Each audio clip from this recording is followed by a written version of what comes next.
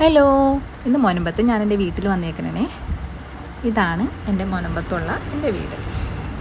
ഞങ്ങളപ്പോൾ ക്രിസ്മസിൻ്റെ ദിവസം വന്നതിൻ്റെ വ്ളോഗാണിത്. ഈ ഒരു തെങ്ങ് പ്രകൃതിയുടെ വികൃതി എന്നൊക്കെ പറഞ്ഞിട്ട് ഒരു തേങ്ങയിൽ നിന്ന് 4 മുള വന്നിട്ടുണ്ടായ തെങ്ങാണ്. ഞങ്ങളുടെ അപ്പൂപ്പനോടൊപ്പം നട്ടതാണ്. ഇതൊക്കെ ജെനിയുടെ ഗാർഡനാണ്. പെയിൻ്റൊക്കെ അടിച്ച് സെറ്റാക്കി വെച്ചിട്ടുണ്ട്.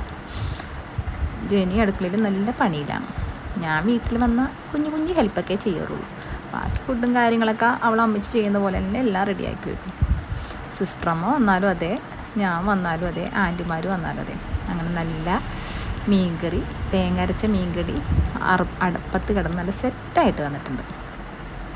അപ്പോൾ എന്നോടൊന്ന് ഉള്ളി ഒന്ന് താളിച്ചിടാൻ പറഞ്ഞു. ബാക്കിയെല്ലാം അവൾ റെഡിയാക്കിയിട്ടുണ്ടായിരുന്നു. അങ്ങനെ ഞാനും ഇവാനിയും കൂടി ഉള്ളിയൊക്കെ താളിച്ച് മീൻകറിയിലോട്ട് അങ്ങോട്ട് ഇട്ട് സെറ്റാക്കി.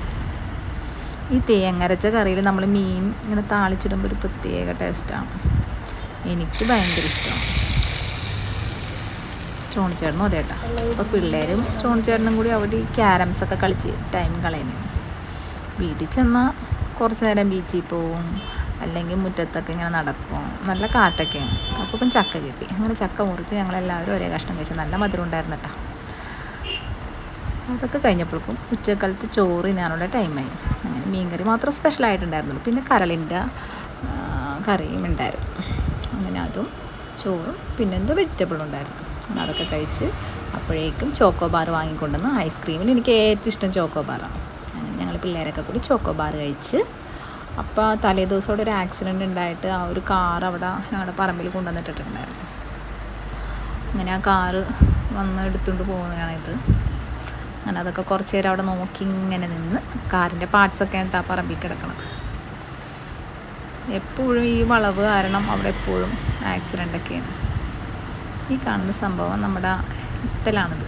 ഇത് ജൂൺ ജൂലൈ മാസത്തിലൊക്കെയാണ് ഉണ്ടായിരുന്നത്. ഇപ്പോൾ ഇതൊക്കെ ഭയങ്കര വംശനാശം നേരിട്ട്. പിന്നെ ഞങ്ങൾ ബീച്ചിൽ പോകാമെന്ന് വിചാരിച്ച് ഞാനും ഇവാനി ഷോൺചേട്ടനും കൂടി അമ്മൂനെ വിളിക്കാൻ വേണ്ടി ആൻറ്റിയുടെ വീട്ടിലോട്ട് പോയതാണ്. അങ്ങനെ അമ്മൂനെയും വിളിച്ച് ബീച്ചിലോട്ട് പോകാമെന്ന് വിചാരിച്ച് ഇവാനെയും ഞാനും കൂടി മേരി ആൻറ്റിയുടെ വീട്ടിൽ ചെന്ന് അമ്മക്കുട്ടീനെ വിളിച്ചു. അവിടെ കുഞ്ഞു കൃപ്പൊക്കെ ഉണ്ടാക്കി വെച്ചിട്ടുണ്ടായിരുന്നു.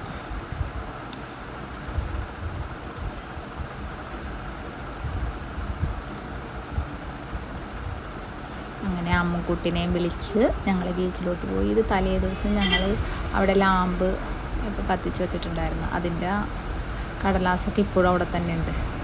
അങ്ങനെ പിള്ളേരൊക്കെ ആയിട്ട് ബീച്ചിലിങ്ങനെ കാറ്റൊക്കെ കൊണ്ട് ഇങ്ങനെ ഇരുന്നു. പിള്ളേരവിടെ വെള്ളത്തിലൊക്കെ നല്ല കളിയായിരുന്നു. ഞാനും മേരി ആൻറ്റിയും സോണിച്ചേട്ടനും കൂടി ഇങ്ങനെ അവരെ നോക്കി അവിടെ ഇങ്ങനെ ഇരുന്നു. അപ്പോഴേക്കും സൂര്യാസ്തമയമൊക്കെ ആയിട്ടുണ്ടായിരുന്നു. വീടിൻ്റെ ഫ്രണ്ടിൽ തന്നെ ഈ ബീച്ച് ഉള്ളത് കൊണ്ട് നല്ല റിലാക്സ് ആയിട്ടിരിക്കാൻ പറ്റിയ സ്ഥലമാണ്. അങ്ങനെ ബീച്ചിലൊക്കെ പോയി വന്ന് പിന്നെ കുളിച്ച് ഞങ്ങൾ നേരെ ബീച്ച് ഫസ്റ്റ് നടക്കുന്നുണ്ടായിരുന്നു. അവിടെ ഒന്ന് പോകാമെന്ന് വിചാരിച്ച് അങ്ങനെ ബീച്ചിലെത്തി. അങ്ങനെ പിള്ളേരായിട്ട് ഞങ്ങൾ ബീച്ചിലൊക്കെ പോയി. അവിടെ കുറേ റൈഡും കാര്യങ്ങളൊക്കെ ഉണ്ടായിരുന്നു. അങ്ങനെ അവർക്ക് ഐസ്ക്രീമൊക്കെ വാങ്ങിക്കൊടുത്ത്. അതിലൊന്നും കയറിയൊന്നുമില്ല, ജസ്റ്റ് അവിടെയൊക്കെ ഒന്ന് കറങ്ങി ഞങ്ങൾ തിരിച്ചു പോന്നു. തിരിച്ച് വീട്ടിലെത്തിയപ്പോൾ നല്ല തണുത്ത സലാഡൊക്കെ ഉണ്ടായിരുന്നു, ഫ്രൂട്ട് സലാഡ്. അങ്ങനെ അതൊക്കെ കുടിച്ചു. അപ്പോഴേക്കും ജെനി മറ്റേ ബക്കറ്റ് ചിക്കൻ ഉണ്ടാക്കാനുള്ള വാഴയിലൊക്കെ വെട്ടി സെറ്റാക്കി ചിക്കനൊക്കെ മസാലയൊക്കെ തേച്ച് ഞങ്ങൾ സെറ്റാക്കി ഞങ്ങൾ സ്റ്റീഫൻ വെച്ചിട്ടുണ്ടായിരുന്നു. നല്ല പച്ചക്കുരുമുളകും മല്ലിയിലയും മസാലയൊക്കെ പെരട്ടി അങ്ങാട് ചിക്കൻ അങ്ങാട് റെഡിയാക്കി വെച്ച്. പിള്ളേരവിടെ നല്ല തകൃതിയായിട്ട് ക്യാരംസ് കളിയിലായിരുന്നു.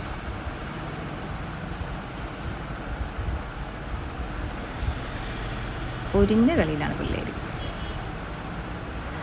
സ്റ്റോൺ ചേട്ടനും പാർട്ടിയൊക്കെ കൂടി പുറത്തിരുന്ന് ചെറുതായിട്ട് ലൈറ്റായിട്ട് ക്രിസ്മസൊക്കെ അല്ലേ, അപ്പോൾ ചെറിയൊരു വെള്ളടിയൊക്കെ പാർട്ടിയൊക്കെ ഉണ്ട്. അതിൻ്റെ ഇടയ്ക്കാണ് ഞങ്ങൾ ചിക്കൻ അങ്ങോട്ട് ഫ്രൈ ആക്കിയെടുക്കാനായിട്ട് എല്ലാം സെറ്റാക്കി വെച്ചേക്കണേ.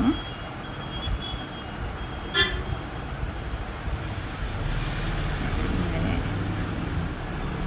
തീയൊക്കെ കൊടുത്ത് കറക്റ്റ് 20 സെക്കൻഡ് കൊണ്ട് ഇതങ്ങോട്ട് മുരിഞ്ഞ് നല്ല സെറ്റായിട്ട് വരണം.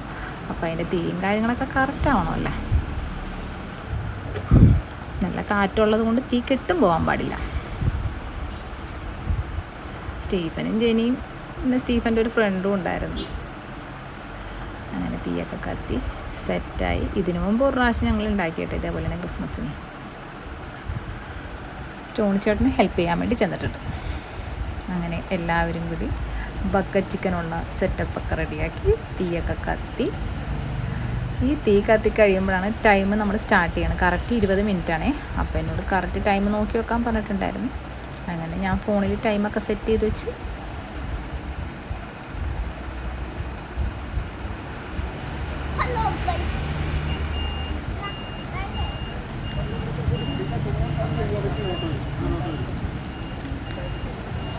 അപ്പോഴേക്കൊണ്ടടാ നമ്മുടെ ചിക്കൻ അങ്ങോട്ട് റെഡിയായി സെറ്റായി വന്നിട്ടുണ്ട്. നല്ല പൊരിച്ച കോഴീൻ്റെ മണം. ഇത് നല്ല മയോനൈസൊക്കെ കൂട്ടി കുബൂസാണ് വേണ്ടത്. പക്ഷെ കുബൂസ് ഉണ്ടാക്കിയില്ല, ടൈം ഇല്ലാത്തതുകൊണ്ട് നമ്മുടെ ചപ്പാത്തി വെച്ച് അഡ്ജസ്റ്റ് ചെയ്തു. അപ്പോഴേക്കും ക്യാരംസ് കളിച്ച് വെച്ച ആൾക്കാരൊക്കെ റെഡിയായി എത്തി. സ്റ്റോൺ ചേട്ടൻ പോയി കൊക്കക്കോളയും വാങ്ങിക്കൊണ്ടുവന്നു. അങ്ങനെ ഞങ്ങൾ മുറ്റത്തിരുന്ന് വിശാലമായിട്ട് അങ്ങോട്ടിരുന്ന് കഴിച്ചു.